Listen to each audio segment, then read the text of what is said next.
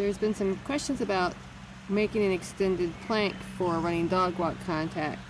And what I did was simply take a piece of 4-foot plywood. It was just about, I guess, a foot across and about 4 feet long. And I glued some of this kids' puzzle foamy stuff to it that I cut in half and just fit together, the foam pieces together. And what I did is make a little lip on the end that extended just beyond the end of the surface, like that. And what it ends up doing sort of is making it a little easier to mesh together the end of the plank with what your dog walk is. Now mine is a rubber dog walk, so attaching it is really not all that difficult. It just sort of sits on the dog walk itself and has been pretty well secured. If you've seen any of Cheetah's running contacts with the plank on it, it's just sitting on it like this. It doesn't really move that much, and it's because it's the rubber surface, and I think that kind of cushions it a little bit and helps to seat it.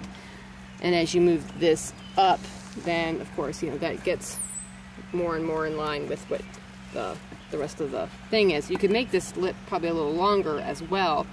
That might give you a little bit more flexibility. But if once you get up to here, it's going to be pretty much in line with what your dog walk with the slats is going to look like to them. And you can see, it gives good grip on it, and it's a lot easier than sanding it or painting it.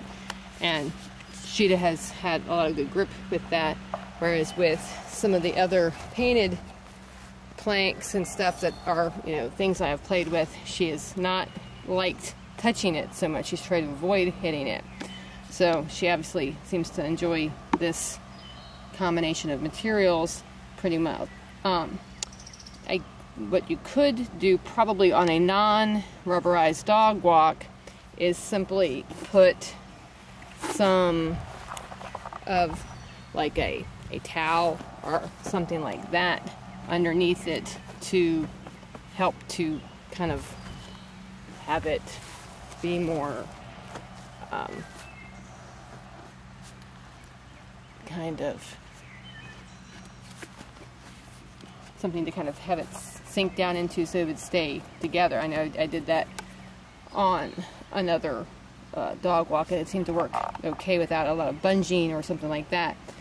You certainly, I guess, could make up some sort of a bungee type setup, but again, I think if you do that if you build this up too much, you might end up getting too high of a surface, which would make it sort of look different than it would if it were simply just that itself, which seems to be a lot closer to what the dog should be seeing when they're approaching the surface.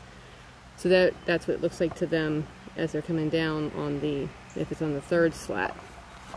Obviously, if you pull this down to where it is, above if you put it down to like the second slat or something like that, then you're going to get a much more extended view of what the contact area will be, and gives them a nice area to kind of think of trying to hit. So that is the plank that I made by just using a piece of plywood about 4 feet long and some of that kids' foam tile stuff that you can get at Lowe's or wherever. Hope that helps.